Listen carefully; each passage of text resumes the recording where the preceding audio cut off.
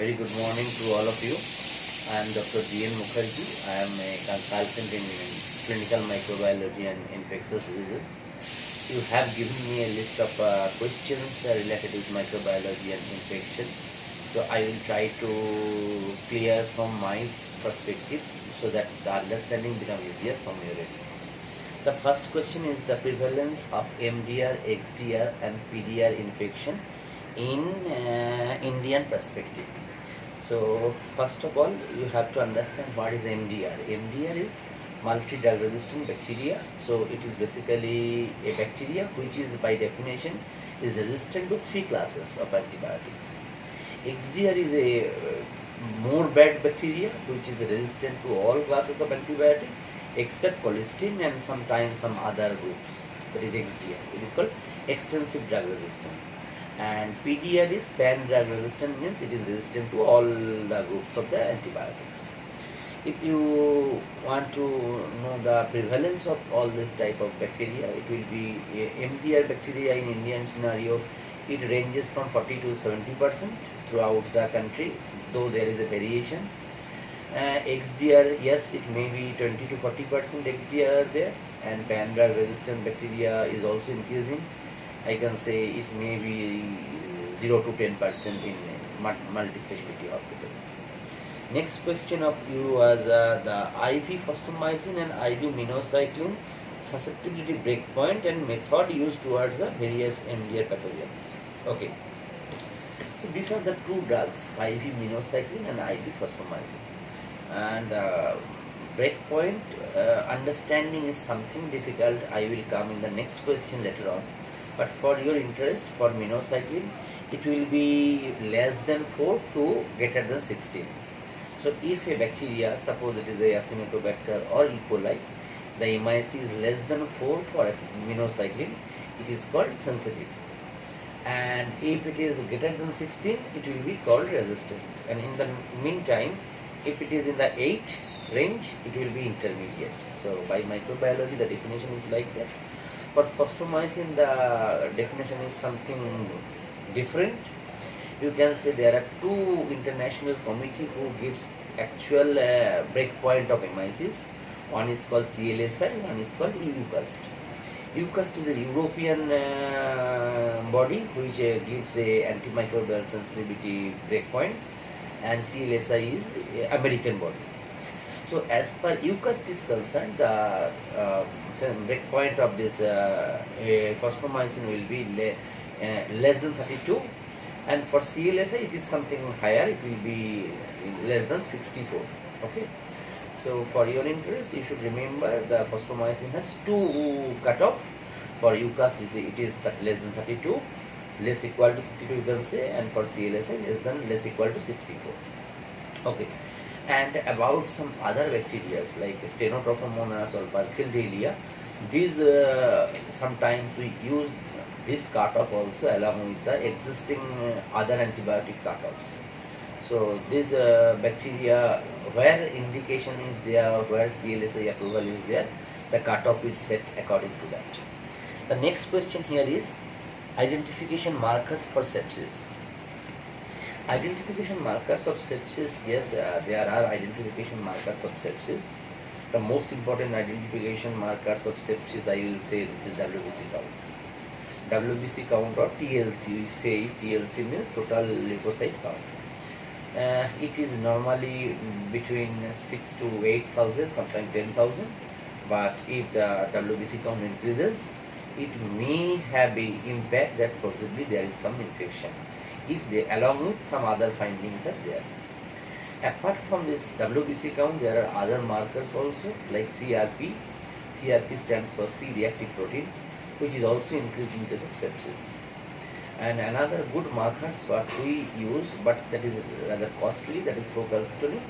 Procalcitonin marker is being used for the detection of sepsis and also to decrease the antibiotic load on the patient during the de-escalation. So fosfomycin and other drugs, when we use in a combination or in a monotherapy sometimes, we try to de-escalate after checking the procalcitonin level. Apart from these markers, there are some other markers also. You can say that is lactate is another markers which is being now used as a infection or sepsis markers. And also there are some other new markers like interleukin 6 level or TNF level. These are the inflammatory marker levels which is being increased in case of sepsis or infection. So these all are the markers of sepsis. So we check any of these markers or sometimes few of these markers together to make a conclusion of sepsis or infection. But if you ask the gold standard of this infection or sepsis, that is culture. Okay? And along with the culture, there are some PCR based tests which also can detect some sorts of infection. Okay, so next question is, what is antibiogram? Okay, antibiogram is the arrangement of a report, and the report is what? Report is on the bacterial sensitivity. Suppose a bacteria like E. coli, which is sensitive to suppose piptazo, imipenem, meropenem, and resistant to amikacin. If you make it a tabular form, it will come as an antibiogram. And this antibiogram for a single bacteria we can also say. And if you say about the hospital antibiogram, that is something different. Hospital antibiogram means what type of bacteria is there in the hospital, what is the type of resistance in the hospital, as for example, what is the MDR bacteria in the hospital, how many XDR bacteria is there, if there is any pan-drug resistant bacteria or not, and what is the sensitivity ranges of different antibiotic classes. Suppose the hospital has a good sensitivity for aminoglycoside, that is the antibiogram of that hospital. In the same way, if the hospital ICU has more Acinetobacter and Pseudomonas, and they are XDR, that means they are only sensitive to cholesterol only. So in the hospital antibiogram, it can be mentioned that okay, this hospital is having more Pseudomonas infection in the ICU, maybe 30% or 40%, and a majority of them are MDR, and their sensitivity to cholesterol is around 95 to 100%. This is called hospital antibiogram, apart from the normal antigram of any bacteria. The next question is there, what are the persistence and its prevalence of Indian scenario about Burkholderia and Stenotrophomonas maltophilia. So Burkholderia cepacia and Stenotrophomonas maltophilia are gram-negative bacteria, you can say. And this is gram-negative bacteria in what sense? They are non-fermenting gram-negative bacteria. That means they don't ferment sugars. And this group of bacteria are now becoming more common in our ICUs, like Stenotrophomonas, Burkholderia, Serratia, Proteus, Elizabeth Kingia, Meningoseptica. So these are the non-fermenting gram-negative bacteria which is becoming common in our hospitals nowadays, especially in the ICU. Why it is common? Because there is a more and more use of the cholesterol sometimes in the hospitals, and these bacteria are resistant to cholesterol. So because of the prevalence of more cholesterol use, the bacteria like this are increasing. Maybe you can say around 5 to 8% of our hospitals having this type of non-fermenting bacterial infection is encountered nowadays. The next question of you is, what is sensitivity pattern? I have already discussed about the antibiogram.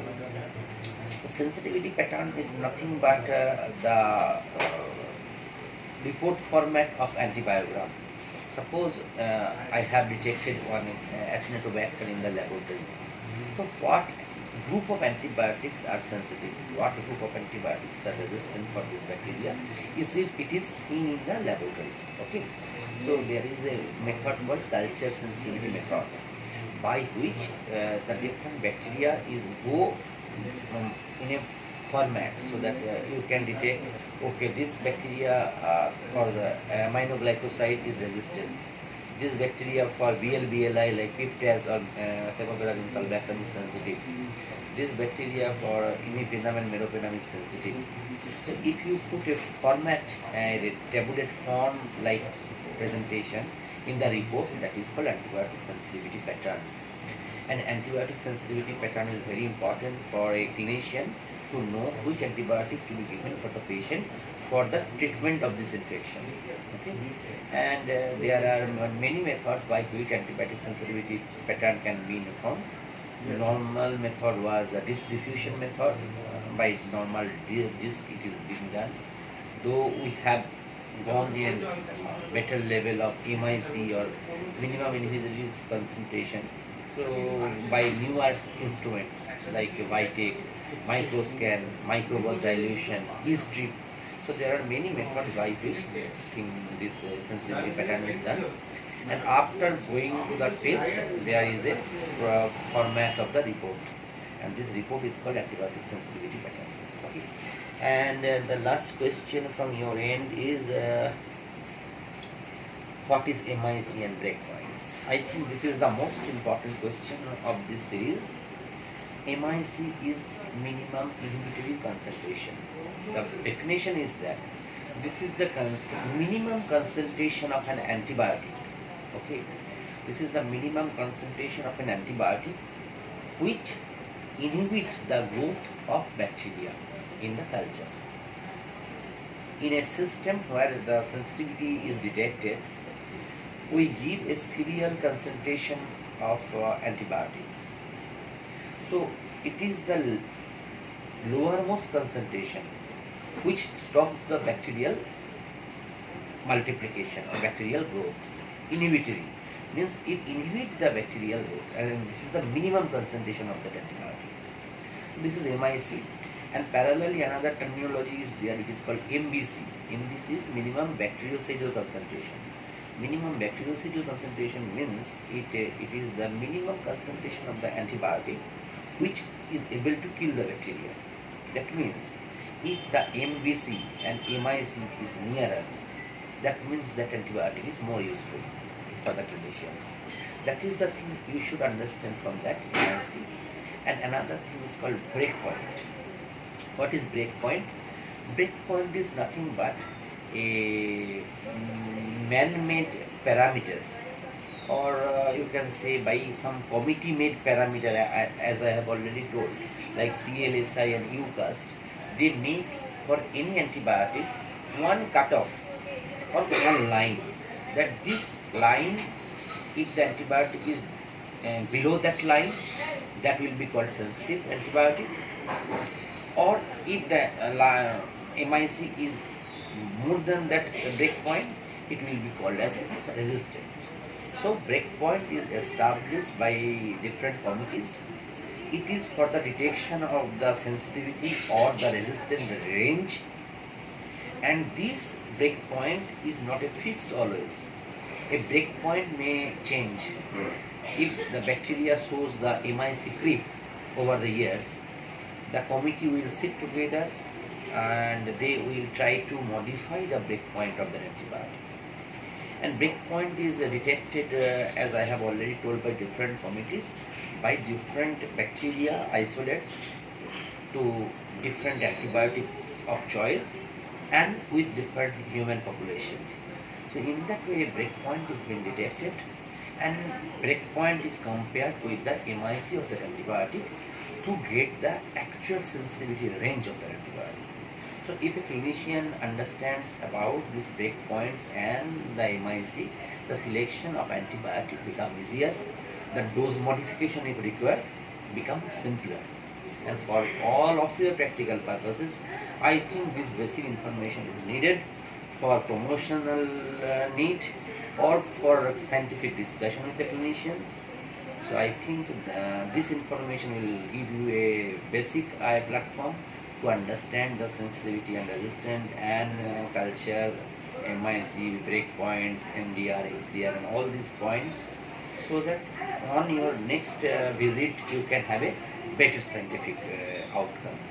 Thank you and have a nice day. Okay.